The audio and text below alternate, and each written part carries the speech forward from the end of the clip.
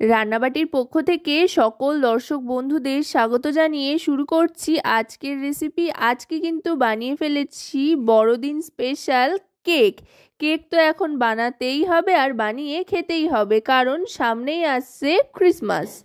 যাই হোক, তাই বাড়িতে কেক বানিয়ে আপনাদের সাথে শেয়ার করতে চলে এসেছি। দেখুন ঘরে বানানো কত সুন্দর কেক হয়েছে, আর তাও কত সফট আর স্পঞ্জি হয়েছে।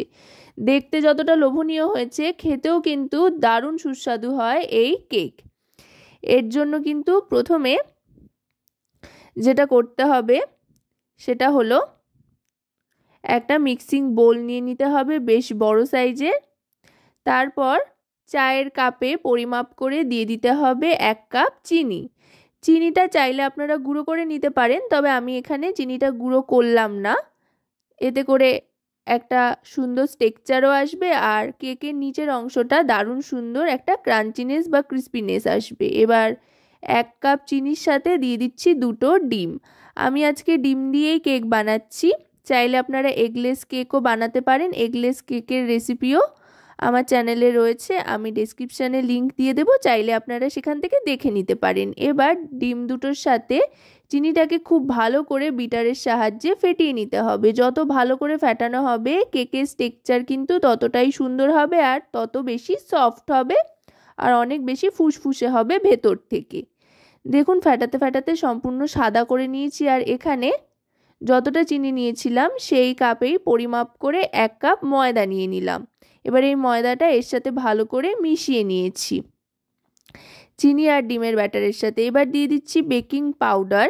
বেকিং পাউডার দিয়ে দিলাম 1 চা চামচ পরিমাণে, বা 1 টেবিল চামচ বলা যেতে পারে। এবার দিয়ে দিচ্ছি 1 teaspoon baking soda. Baking powder আর বেকিং সোডার পরিমাণটা কিন্তু ঠিক এরকমই রাখতে হবে, তাহলে কিন্তু একদম পারফেক্ট কেক হবে। এবার দিয়ে দিচ্ছি রিফাইন অয়েল। এটা 1/2 কাপ পরিমাণে দিয়ে দিলাম, মানে যতটা চিনি বা ময়দা ব্যবহার করেছিলাম সেই কাপেই মেপে অর্ধেক তেল দিলাম সেই কাপের। এবার দিয়ে দিলাম এলাচ গুঁড়ো। আপনারা কিন্তু আপনাদের পছন্দ মতো যে কোনো এসেন্স বা ফ্লেভার ব্যবহার করতে পারেন। আমি ফ্লেভারের জন্য শুধুই এলাচ গুঁড়ো দিলাম। 2টো এলাচ এখানে গুঁড়ো করে দিয়ে দিয়েছি। এবার ভালো করে আবার মিশিয়ে নিচ্ছি। দেখুন ব্যাটারের থিকনেসটা, ব্যাটারটা কিন্তু ঠিক এরকমভাবেই তৈরি করতে হবে, তাহলে কিন্তু একদম পারফেক্ট কেক হবে। এবার আমি এটার একবার থিকনেসটা দেখিয়ে নিচ্ছি। এই দেখুন এরকম কনসিস্টেন্সিতেই ব্যাটারটা তৈরি করতে হবে। কেকের ব্যাটার কিন্তু একেবারে তৈরি হয়ে গিয়েছে। এবার যেটা করব সেটা হচ্ছে একটা সিলভারের বাটি নিয়ে নেব। কোনো রকম কেকের মোল্ড আজকে আমি ব্যবহার করছি না, বা ফয়েল পেপারও ব্যবহার করছি না। একদম নর্মাল সাধারণ যে সিলভারের বাটিগুলো বাড়িতে থাকে সেই বাটির মধ্যেই ভালো করে মাখিয়ে নিচ্ছি সাদা তেল।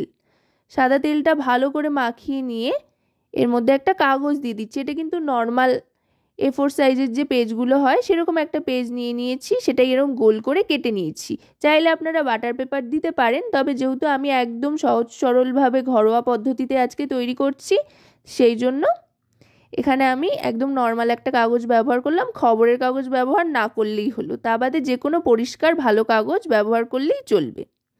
এবার তার উপরেও ভালো করে কাগজের উপর তেল মাখিয়ে নিয়ে ব্যাটারটা পুরোটা ঢেলে নিয়ে একটু ট্যাপ করে নিচ্ছি। অবশ্যই কিন্তু কেকের ব্যাটারটা ঢেলে নিয়ে ট্যাপ করে নেবেন, যাতে চারপাশে কোথাও হাওয়া না ঢুকে যায়। এবার প্রেসার কুকারে বানাবো যেহেতু, তাই প্রেসার কুকারটা আগে একটু গরম করে নিয়ে তারপরে তার মধ্যে এরকম একটা জালি বসিয়ে দিচ্ছি। আপনাদের কাছে যে কোনো স্ট্যান্ড থাকলে আপনারা সেটাও ব্যবহার করতে পারেন। নুন, বালি, জল কোনো কিছুরই কিন্তু প্রয়োজন নেই, শুধু স্ট্যান্ডটা বসিয়ে দিয়ে প্রেসার কুকারটা একটু গরম করে নিয়ে তারপরে কিন্তু কেকের ব্যাটারের বাটিটা ঢুকিয়ে দিতে হবে প্রেসারের মধ্যে।